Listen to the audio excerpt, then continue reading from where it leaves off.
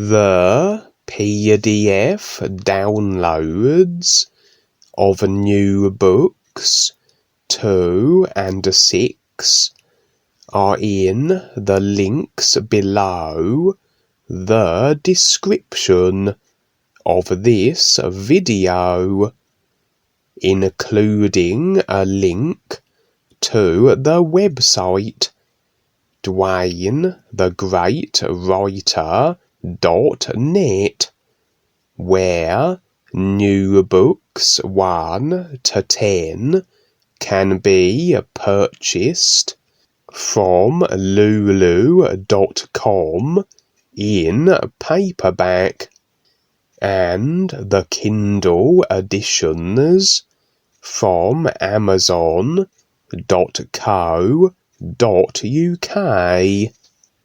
New Book 2, A Journey to Real Freedom, Part 24.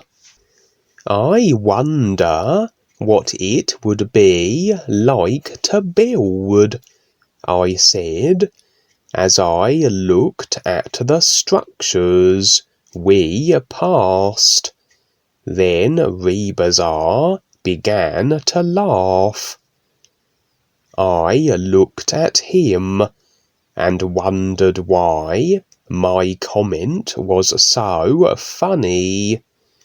Your time will come to know all things, he said, while I wondered what he meant by that. As we walked, I would watch the faces of the people and their expressions. They were all so happy, with not a single grump in the crowd. These people had the freedom to do whatever they wanted here, and all of them seemed to do good things and share with others. Are there any bad people here? I asked. Yes, there are, but not right here. They are in lower parts of this level. They cannot reach this area because they are not allowed to. On the earth, there is a mixture of people all over the place, but things are different in this position. There are many levels to this heaven that can be explored. Those who come to this place sometimes consider this heaven to be all there is. Everyone here is usually very happy, so their motivation to go further into the upper levels is not as great as someone on the earth, where life can be harder and very dangerous.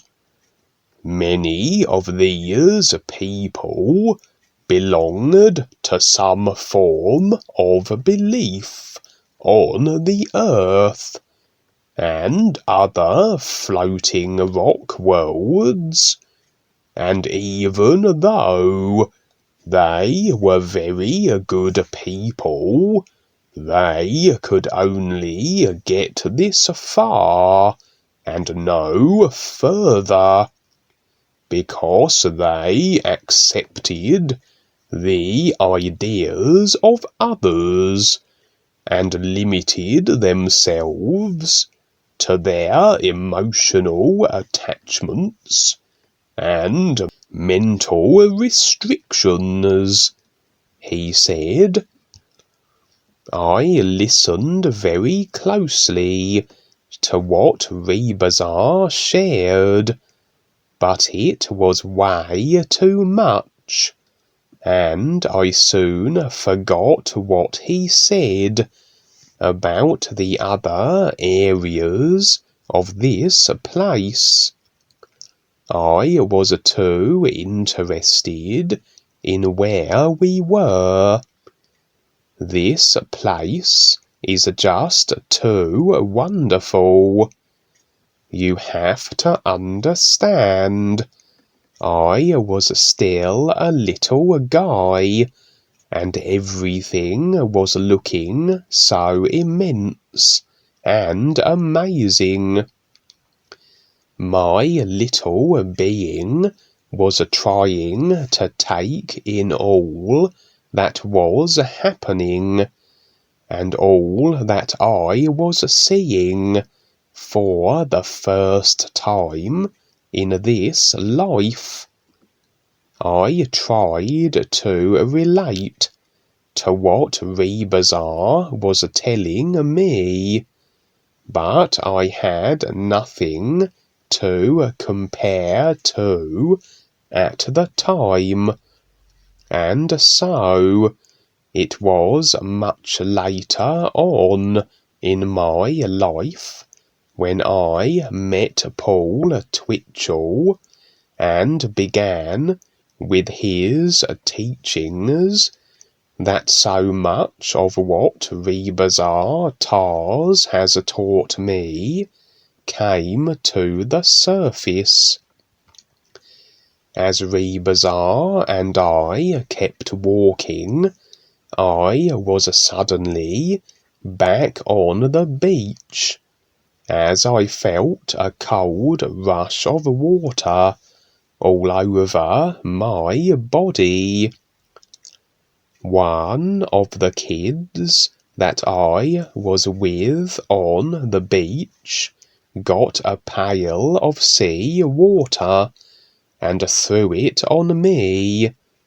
For a moment I was a little upset, because I was having a great experience with ReBiSar, but I got up and played with my friend anyways.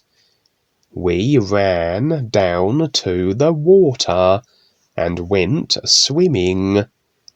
Long Beach is a nice place to be, with friends who like the beach.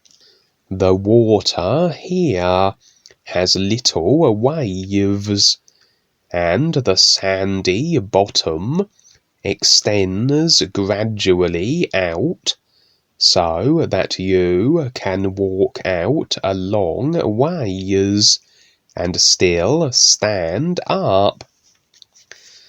When I was at the beach and sleeping on the sand, ReBiSar would ask me if the water was a nice temperature.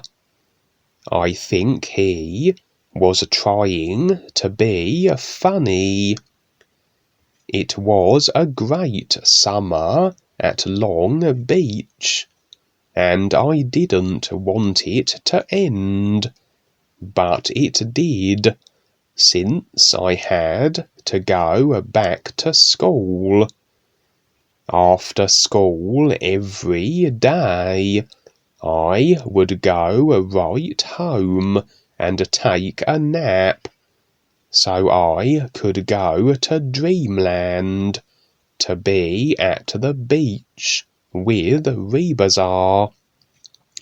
We would meet each day during my naps and at night when I was asleep. ReBiSar asked me one day, "How do you like school?" "It's okay," I said, "but I'd rather be at the beach with you, sir. I never went to school while I was on Earth. I was taught how to travel outside of myself and became free from needing anything. Those who taught me were hidden from most of the world, because the regular population does not understand the real positions of the is. Most of society is into a self-limiting conditioning and their knowledge systems, which keeps them earth-bound and unaware. He said, "Wow, you were lucky. Can I get out of going to school too?" I asked. "You must go through some of the procedures here, because of what will be coming up in your future," he said. "Everything you are going through is so you can handle a lot of responsibility in the future." ReBiSar told me a little about his life and how he was raised. He was born on Earth before Columbus sailed off to discover a new land. He still has a body on Earth until he no longer needs it. He keeps his body as a service to the people of Earth, because there are very few guides like him around. He said that someday I would understand so much more about who he is and what our relationship really is. "For now," he said, "I should just live each day, knowing that everything is taken care of for me, because he is watching over me all the time, along with his other guide friends." I liked this idea, as he became like my real dad. "Where is your body on Earth?" I asked. "In the Himalayan mountains," he said. "Is that far from here?" I asked. He laughed and said, "They are on the other side of this world." "Do you think Mum would take me there this weekend?" I asked. He laughed joyously. "You don't have to go there, because I will come to you. You are safe and secure, so enjoy yourself now," he said. Most kids like me do feel secure, because they have their parents around to give them confidence. I was still at the age where I didn't really mind going to school, because I liked the friends I had, and besides, I was too young to work. ReBISAR would sometimes warn me about certain situations that would come into my life, and for me to watch out for them. It took me a while, but I finally started realizing what a great friend ReBISAR always is. I would ask the other kids in school about their dream friends, but they would look at me like I was weird. Then I found out that none of them even knew about their dreams or had friends in them. I asked ReBISAR one day why my friends didn't know anyone like him. "That is a good question, and I will be glad to explain. Remember your desire to get to the ocean?" he said, rubbing his beard. "Oh, yes," I said. "It is all I think about." "Well, you created the desire for something. You, along with others, were shown certain things in the unseen worlds, but only you responded. The other students let their real view go and decided to live their outer physical life only. They were not interested in using their real awareness. The ocean that you desired, the Pacific Ocean, is a reflection of the real ocean of reality that the real you came from.